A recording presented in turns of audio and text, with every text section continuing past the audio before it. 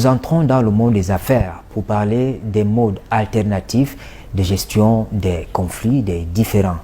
Il y a au ministère de l'économie tout un programme qui bénéficie du financement de l'Union européenne. Et l'OHADA, l'Organisation pour l'harmonisation en Afrique du droit des affaires, travaille également dans ce sens en explorant des champs et des techniques permettant une meilleure gestion du contentieux. Nous en parlons avec Boubacar Diarra, il est le directeur des affaires juridiques à l'OHADA à Yaoundé. Merci de nous accueillir. Au vu de ce qui se passe à Douala, il vient d'avoir un atelier de formation qui a eu la participation des experts de l'OHADA. On est tenté de poser la question, est-ce que la justice classique ne fait plus son travail au point de nous proposer ce schéma-là? Merci bien de nous avoir donné l'opportunité de nous exprimer sur les travaux de l'atelier de Douala. Mais au préalable, nous voudrions, au nom de M. le secrétaire permanent de Douala, professeur Emmanuel Sibiri Drankoum, remercier d'abord les autorités camerounaises pour toutes les commodités et pour l'appui et l'assistance qu'ils apportent à l'OHADA, qui a comme autorité de tutelle le ministère de la Justice et le ministère des Finances du Cameroun. Je voudrais dire que loin de là, les autorités judiciaires font effectivement leur travail. Mais ce qu'il faudrait retenir, c'est que on te dit très bien, et vous le savez, vous qui êtes des journalistes et de la société civile, qu'un mauvais arrangement vaut mieux qu'un bon procès. Ce qui voudrait dire que si les juridictions étatiques traditionnelles, pendant un bon bout de temps, en fait, ont eu à faire leur travail, mais il a été constaté à un certain moment une certaine crise, de confiance des citoyens au niveau de l'autorité judiciaire. Et cette crise de confiance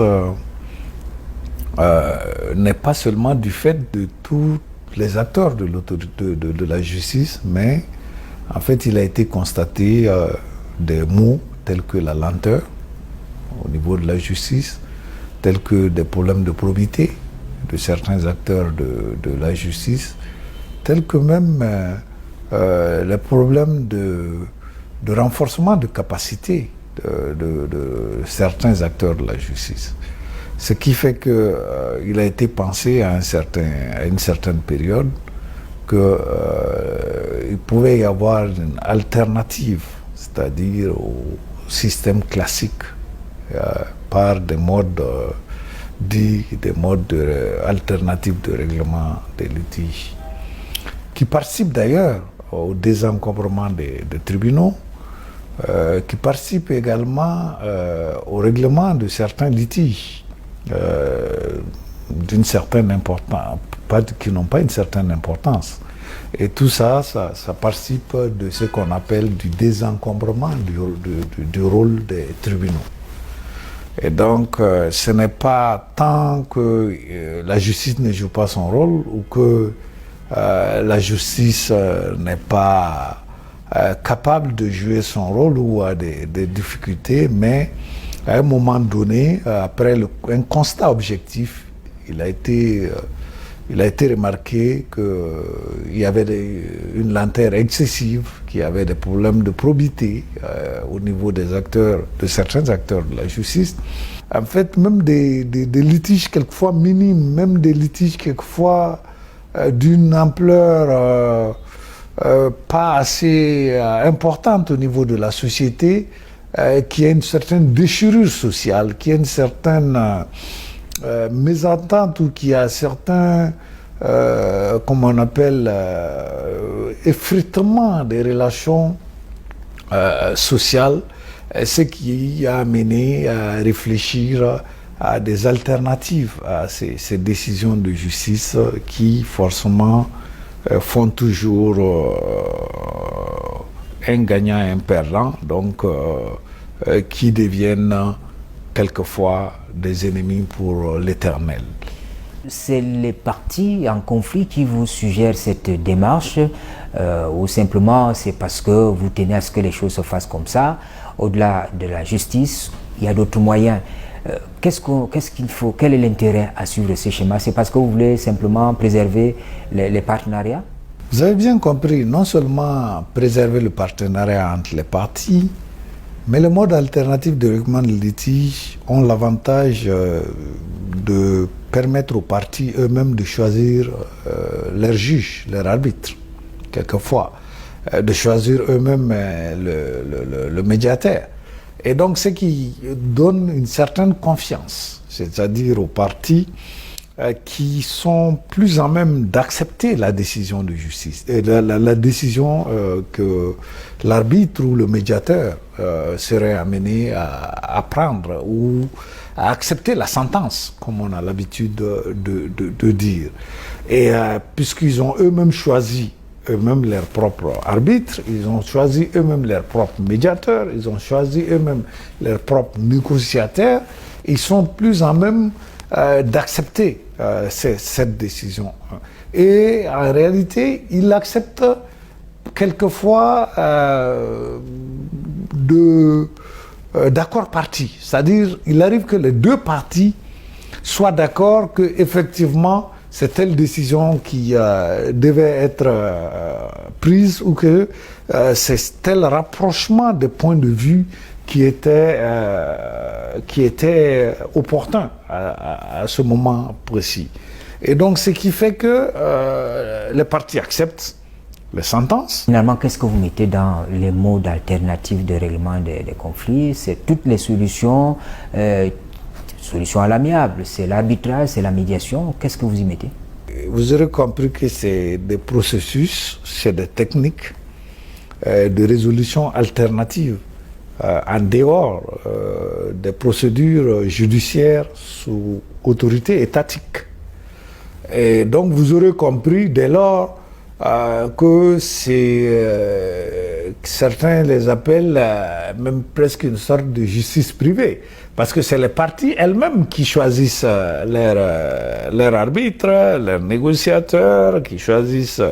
En fait, on retrouve l'arbitrage, on retrouve la médiation, on retrouve la négociation, on retrouve beaucoup d'autres méthodes de droit qui permettent quelquefois même aux avocats de rapprocher les points de vue en disant voici, si vous allez devant les tribunaux, le droit collaboratif. Si vous allez devant les tribunaux, voici la décision est susceptible d'être de telle manière ou de telle manière. Donc, vous avez plus intérêt à rapprocher les points de vue que à avoir un certain désaccord qui n'est ni profitable à l'un ni à l'autre. Donc, c'est mieux. Le mot est revenu plusieurs fois, négociation, médiation, arbitrage, droit collaboratif, je crois aussi. Mais dans l'esprit de ceux qui nous écoutent, quelle est la différence entre l'arbitrage et la médiation? C'est d'autant plus qu'il existe des centres d'arbitrage et de médiation. Ok, l'arbitrage, c'est quand les parties à un litige choisissent un arbitre pour trancher le différend qui existe entre les deux parties. Et donc, l'arbitre, il est comme le juge des parties. À la différence du juge, l'arbitre n'a pas l'impérium. C'est-à-dire que il rend des sentences, et ces sentences ont une valeur comme si c'était des décisions de justice. Mais l'arbitre ne peut pas lui-même exécuter la sentence arbitrale, à la différence de l'impérium du juge. Et donc, en ce qui concerne la médiation est une technique, un processus qui permet de rapprocher les points de vue. Le médiateur n'est pas forcément là pour trancher des litiges, mais pour ramener les parties, c'est-à-dire à rapprocher les points de vue des parties pour que le litige puisse prendre fin. On peut se tromper, et vous nous pardonnerez. Quand on parcourt toute la littérature, on voit ce qui s'est fait à Douala, on suit un tout petit peu l'esprit de l'OHADA, l'Organisation pour l'harmonisation en Afrique du droit des affaires. On a bien le sentiment que pour vous, il faut absolument passer par une solution à l'amiable que par la justice traditionnelle. Tout à fait. Vous serez d'accord avec moi hein, que rien ne vaut la résolution d'un litige à l'amiable qui permette quand même aux parties vraiment de ne pas s'ériger en ennemi éternel. Et donc vous serez d'accord avec moi que s'il y a des procédés, des processus, des procédures qui ont la possibilité de permettre aux parties de régler leurs litiges, d'abord de régler leurs litiges de commun accord. De commun accord, parce que quand on choisit soi-même ses propres arbitres, on choisit soi-même les personnes qui sont chargées de trancher les litiges et qu'on leur fait confiance en disant « Ah, monsieur le journaliste, si c'est vous qui le dites, je l'accepte. » Vous comprenez? Il y a moins de crise de confiance et il y a moins de problèmes en termes de suspicion, de probité, en termes d'eau propre. Vous aurez compris que c'est une justice voulue, une justice que certains qualifient de privée, parce que chacun choisit son juge.